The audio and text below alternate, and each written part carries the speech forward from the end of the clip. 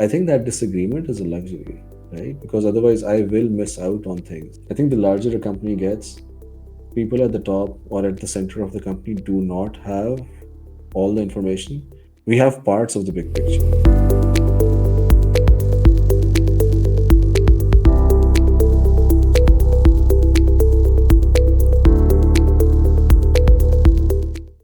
Hey everyone, this is Ali, and today I have with me Manan Amin from Tintash.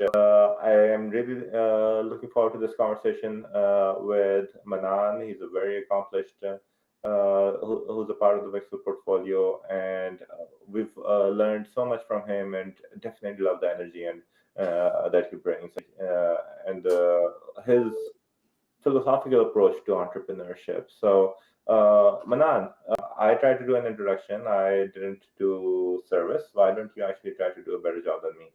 No, I think you made me look a little too good. I'm just Manan. I'm one of the founders of Tintash, and I'm very lucky to have found you guys at Vixel, and very grateful for what all you guys do. Thank you. And so, tell us a bit more about Tintash. Tintash is an emerging technology services company that Murad and I co-founded right out of Stanford, and we were looking to create opportunities for people in Pakistan, and also put the country on the map. That's how it started. We grew. So started off as a games company in 2007-8. 2008. That was for context. This was for mobile games, right? We started off with mobile. Well, we started off with Facebook games, I think. Then we moved to mobile games. I just gotten myself an iPhone as a graduation present. I missed my graduation. Okay.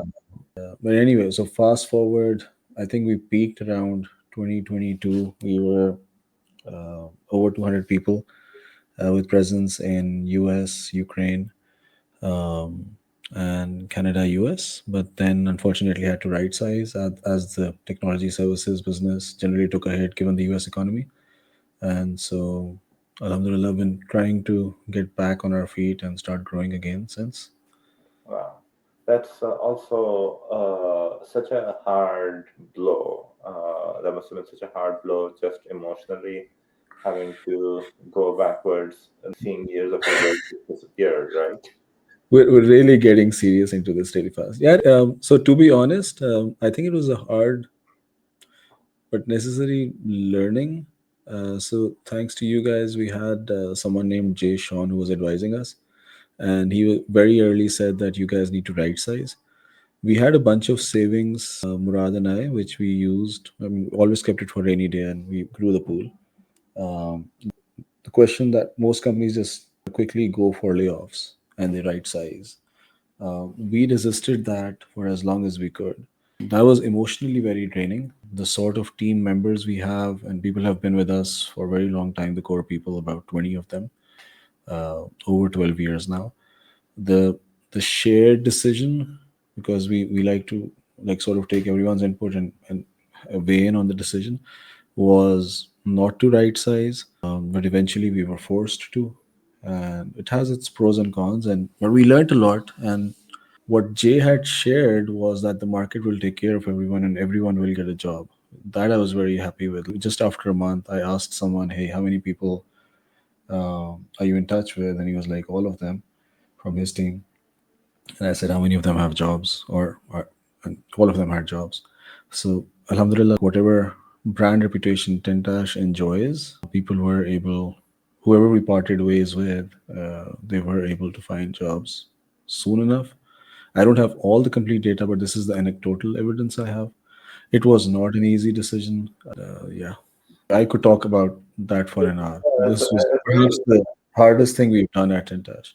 I was also thinking, well, I can imagine, right? And I mean, kudos to you from another perspective that there's the fair weather CEO, and then there's the one that knows how to navigate a storm.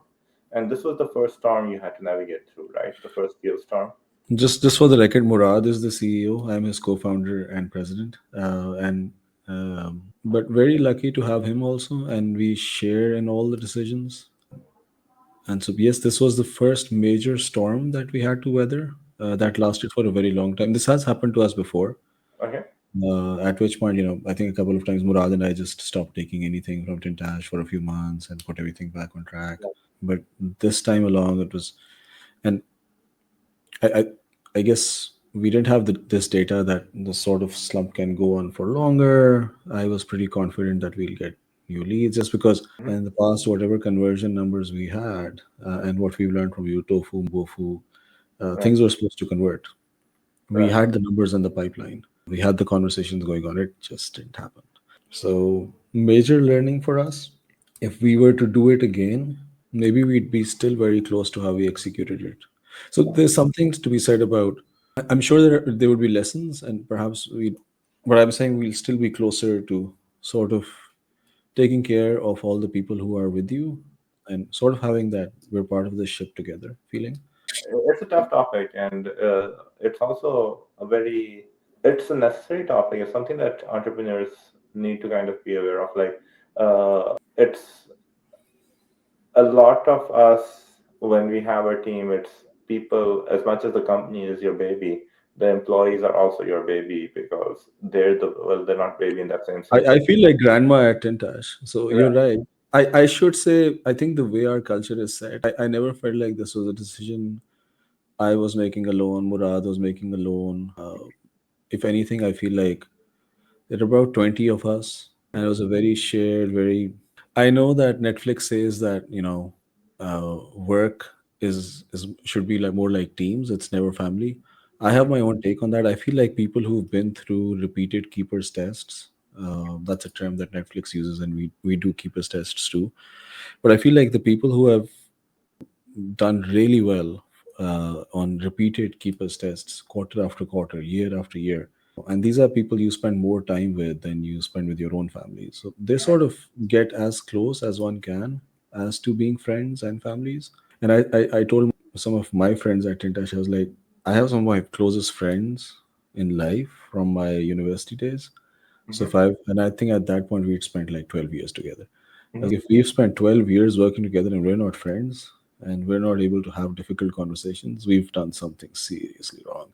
So it's that sort of basis. Yes, it was hard, but we were able to come through because I feel like at the core we were this one family styled team and Mhm. show them there are people around that core, right? With that, alhamdulillah, very blessed to have that. It was like the first litmus test we have, and the first thing we wanted to create as part of the vision of Tintash was a team that's really good at what they do, but they also get along like a house on fire. And my litmus test is when people wake up in the morning, they look forward to working with one another in every team, and that includes our clients. And if that fails, then I've done something wrong. We need to make a fix somewhere. So that actually is the topic that I actually want, leading into the topic that I actually want to talk to you about in more detail. What I really like about you is kind of just this overall balance that you have as an entrepreneur. We talked about the bad, the like the tough times, and going through those. But this is, I think, just as important, and probably what made the tough times as tough as it did, because you actually care about your team members. But tell me, you've mentioned a lot of very interesting things about how you see the balance between work and life, the relationship between with employees, the role of the employees, the construction of the team, and if you want to hear some of your thoughts on that. On work life balance. Well, why don't we first start with work-life balance? So, what Ali is mentioning, he's mentioning because I once gave a talk at VxCon on work life balance. And you know how they say there are five things and you can only balance three of them? A very good friend of mine shared this with me. What is it? Family, work, health, sleep, and friends. And I was like, oh my God, I have two, three more things that I need to balance with this. And it's very kind of you to say what you said. I feel like I still struggle with balancing everything. It's still doable. If you create, you realize one thing that time is the finite resource here. And you decide how many buckets you're going to give to what item, and then you try and optimize. You know, so for example, I was walking at one time on the treadmill while listening to Audible. So you can sort of stack two things where one is one doesn't require sort of like your thinking, Right. capacity. And I feel like I know people say that there's no such thing as work-life balance if you're really trying to build a career or grow something. I guess being a Sufi Muslim follower, I have my own take on that, and which is not to say I don't end up spending 45 to 50 hours working, but at least I try that everyone, and I push for this, that we should try to sort of work 40 hours. And the idea is that once you realize time is finite, once you realize this is the amount of time I'm going to give to this, and if you believe that, so I believe that you give it your best, and then whatever is meant to happen will happen for you, right? And I believe in karma. I think it's Imam Ghazali who, and I may be misquoting him. So, but what I understood from it was, if you see a farmer who doesn't choose the right type of land, but then just says, "Oh, I'm just going to pray that flowers grow here or something grows here," that's not the way to go. If someone chooses the wrong type of land and then works on it, that's also not. Yeah, like you need to do everything right that you can, and I feel like you have to time bucket it. So once you've done your fair share, then you pray that, hey, I hope there's no storm, my plants don't get ruined, etc. My crop doesn't get ruined. But I'm lucky in that sense, I guess. The faith part plays in also. I'm optimistic by nature, so perhaps that helps too. And of course, having the right sort of people surround one, and that includes the three of you, Vishnu, Atir, and Ali. And just knowing that people have been there, done that, and you know how Atir has like these, oh, you can look at these trends. Yes, this is going down. And Jay Sean was like, you just have to survive the downturn. Things will turn, and then they'll go back up. And we're starting to see that for the entire services industry slowly now, right? So I guess what Vixel did right was connect us to people who had been there, done that, which is immensely important. If you're on any journey and trying to get anywhere, you need to meet people who've been there, done that. Sorry, I'm going on and on. Back to you for the next question. No, that's good. Well, you answered a different question too. That was pretty useful. You're doing both the asking and the answering at the same time. So very convenient for me. I can just sit here and nod my head. So no, that's very interesting, right? And you talked about the 40-hour balance, the 40 hours, right? But so another thing that you just mentioned was the stacking. I actually do the stacking too in terms of I read books while I'm working out, and that's I think actually a really interesting thing in that a dedicated time, like the time you need to. If I'm understanding you correctly, you're saying what you're saying is that the time that you're putting into something does not necessarily have to be the only time you put into it, Wait, right? wait, wait. So, as a friend, do not listen to Audible or any book while you're like lifting weights, because that does require you to pay a lot of attention. I was talking about walking, uh, right? Zone 2 cardio. That doesn't, I've done that for a bit in my life, so it doesn't really require a lot of brain waves from me.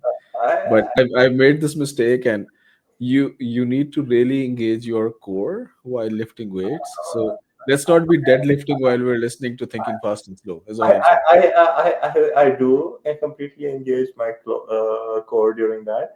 Sorry, I know this is a reference to the post that I made.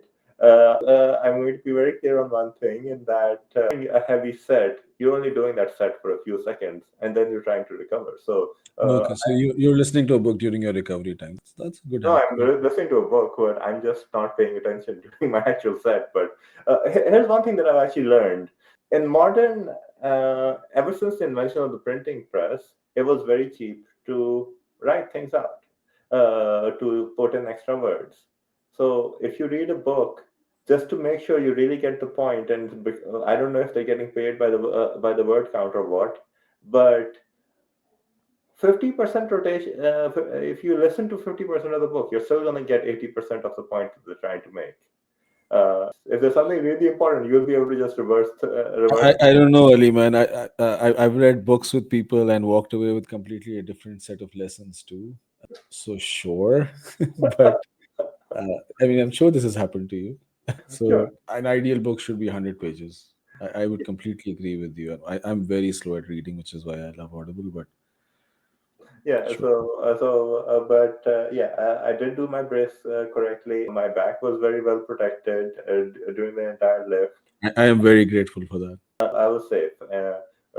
Thank you, thank you for your concern, Manan. But I actually do kind of like that point about what you're trying to do is accomplish something in a particular thing, and like I think what you just mentioned, like working out and reading a book, that's actually probably still not the best example. A better example I can think of is playing with your kids, because damn, those kids can run really fast and move around very quickly. So, but that kind of goes with the idea that you're a lot of those things that there is overlap, and you should be relooking at what it is that you're doing together. And that's all I'm saying, right? I'm saying if you reflect, there are ways to optimize it. And sure, I think maybe I was trying to over optimize for a few things, but there is a healthy balance even while trying to balance your life, if you will. Right. It is doable, right? So people might say, oh, we don't have time to sleep. Okay, but then you're going to end up spending more time doing whatever it is you're doing because you're just not going to be that Effective. engaged or active in it. You're going to be moody, so you're going to end up causing, say some things clumsily and mess up with people at home and at work, and then you have to spend time fixing that. Yeah, it's doable. It's Hmm. always a struggle. It's sort of like you're always on a balancing act once you're riding a bike, right? You have to be continuously balancing it. It's Yeah. Which is and I'm still figuring it out. I'm not saying I figured it out. the way it should be in all fairness, though, right? Because it can never be perfect. That and Ali, we never know how long we're here. Mortality is always on my mind too now. And so saying that, oh, let me do this for the next 10 years and then I'll figure out how to have fun. No, we need to, and, let me do this and then I'll figure out how to fix that relationship. I think we do need to bucket things out. So may or may not come. How much importance does one give to that? And what about good relationships? And there's that longest standing Howard study, right? That Hmm. great TED talk, what makes for a meaningful life. Okay. And the guy's conclusion was that he spoke to a bunch of Howard alumni, people who had political power, people who became very rich, people who were famous, good looking, etc. And most of them in their last few years, the ones who felt that they had lived the most meaningful life were the ones who had solid relationships. So that sort of also informs my model on this. Hmm. Then you need to give time to relationships, right? They're not going to happen on their own. Hmm. For example, one of my closest friends is in Washington, D.C. So, and I talk to him more now because we calendared it than when he was in Lahore. Okay. Well, So, we built a system around it. And when we do a Zoom call and we catch up, um, and that's good for both of us, hopefully for him too. Yeah. so We intentional. should move on to the next question. I can keep going, right? Well, another thing that you were touching upon was it's not just for yourself, right? It's also for your employees. Work with To their annoyance, I do get the ones I'm friends with. I will ask them, "What's going on, man? Are you working out? Are you going to the gym?" And we'll talk about like intermittent fasting, and everyone's following these podcasts and learning about this. And then we just help one another figure stuff out. okay. And so, So I'm going to do a little bit of an interjection. Murad actually got me a copy of Outlived by Peter Attia.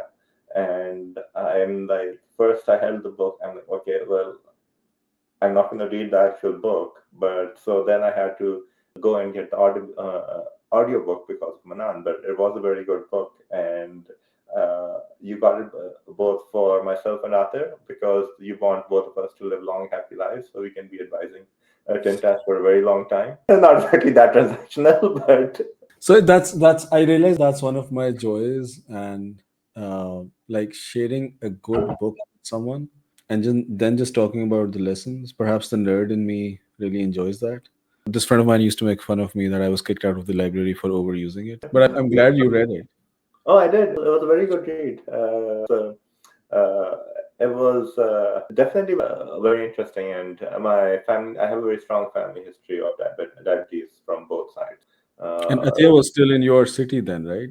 As you were still in his city, Austin, or maybe you had left in it. others.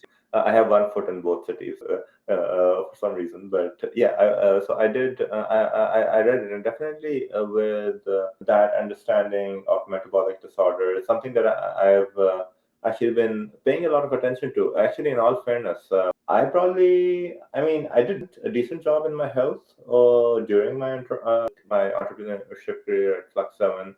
I did a decent a job, but at the end of it, I was like, okay, I've been ignoring this, and I have really stepped up. Partly also, I'm middle aged now, right? This is sort of what it's like, right? So I really don't think of them as employees. This is Tintash. Those are the core people running it with me, or we're all running this together. And the sort of nudge I gave you is the sort of nudge I'd give them. We Mhm. have a therapist at work. For some time, I realized I was playing the grandma at Tintash role for some people, and then I was like, I need one too. I'm So, kidding. So at the end of the day, it's a journey towards becoming, like, what they say, no hoop se hoop tak, right? mhm, So it's a journey towards becoming the best version of yourself as an individual, as a team, as a company. mhm, It has to start with the individual. mhm. And I think one of the things that we spoke about last time, this by the way has been a completely different set of questions. We done 1 hour recording before this, which we forgot to Well, record. our recording is the air quotes around that, but yes. So I believe you can't check out your emotions at some door, Mhm, or leave them on the side on the desk when you join a Zoom call. mhm, You bring your full self to work. Uh, and so just by acknowledging that people can have other issues and it can lead to performance gaps, and we just need to create a safe space to be able to give people time. If you're playing sports, some days, sometimes someone cannot be that good and you help out, right? So you lean in and mhm, you cover up or help them a little more. And on other days, and again, this concept of like repeated keepers tests, like if someone has done really well quarter after quarter, year after year, and there's suddenly a performance gap, then something is going on, and mhm, we need to be there for one another, right? So one thing for sure is life is going to have its ups and downs, and we're all going to go through them. mhm. It's as a community, I think this is one of our human needs, right?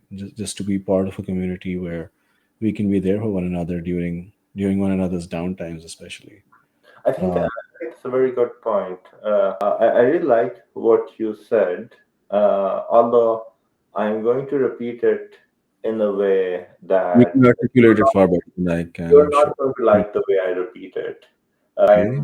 Well, there's I think so well it undermines a lot of the sincerity and care that you have for it, but also looking at it from a very Machiavellian point of view, kind of it is establishing the relationship, and that we are there for you, we will take care of you, and it does purely from a Machiavellian point of view, it is something like uh, it is in the setting the person, telling the person that yes, they can trust and they can perform, and bring them in, so for the benefit of the company. The reason I'm well, obviously like the reason you're doing it is not it is to deeper than that. It is to a form of pure human connection, and just reducing it down to profits is a lot of what it means, just in terms of how this organization operates. But I do think it's a very interesting thing to point out, and I just think in the longer run, it leads to more profits, yeah, because people then really care. If people know that you have their best interests at heart, right. and again, I mean it for myself also, right? If I know that people have got my back, and that's our second value actually, having faith. In Hmm. addition to akhlaq, we spoke about that too last time, right? Yeah. Having faith for me means having faith in the higher power, but also one another, right? Hmm. People aren't out to get to me, and people aren't there to trick me. We're all here to do good work. It's So interesting. Another way of saying that, well, a simple, a way that a lot of people would relate to is no office politics, is not in terms of those phrasing, but kind of like it is something that actually in a lot of organizations, a lot of people are very frustrated with their jobs because of office politics, because they're not comfortable with having to compete instead of creating value. And I feel like once you put these values out there, and like the entire team has to come together as, and maybe it's harder after a certain size, but you still have to try your best to become one, right? The team has to come together for us to win big. yeah, And but individually everyone can't be at the top of their game all the time. The yeah, team can be at the top of their game if you enable them to be that team, right? So that means that you need some safe, secure space, whatever tool you're using, for people to be able to identify toxins, nourishers. They need to be able to talk about stuff that is bothering them. And if something happens, an event happens that is very demotivating, or that like a toxin, right? So if that disengages them, and then something needs to be done about that. And a toxin is like an act of disrespect, disregard for emotion, discouragement, right? And perhaps it's just the way someone gives feedback. mhm, Work does matter. Everyone, whatever they do, it does tie into um, the whole of what a company is trying to produce. And I came across this very interesting realization that the largest of the companies have failed. I don't know what the average time span is now, lifespan is for a Fortune 500 or Fortune 100 company, but I 30 think years less than that. it's down to 15 perhaps, or even less, right? Like HP was a giant at one time, Mhm, Kodak was a giant at one time, BlackBerry. It's not like these people were not smart, they were far smarter than most of us around. They had built something immensely successful. It's not like they didn't have access to the best professors and the best consultants in the world. And despite that, things went south. And what I'm starting to realize is, or maybe this is just my realization or insight there, that I feel like the the core team just doesn't take one CEO, one president, or just it doesn't take one person. It takes a team around that person. And I feel like once they're not emotionally connected for mhm, whatever reason, they're disengaged. They're saying yes when they mean no. They're not disagreeing as they should. They're not, and if they're disagreeing, it's not about a personal opinion or making it personal. It's more about, okay, let's throw this idea on the market. Let's figure out what the criteria for this decision should be. Make it as objective as one can be and take away the subjectivity of it.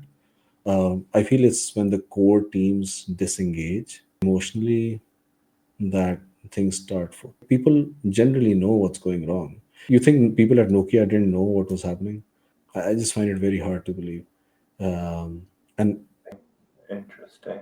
And this is the entire hypothesis of thinking fast and slow also, mhm, at least what I took away from it.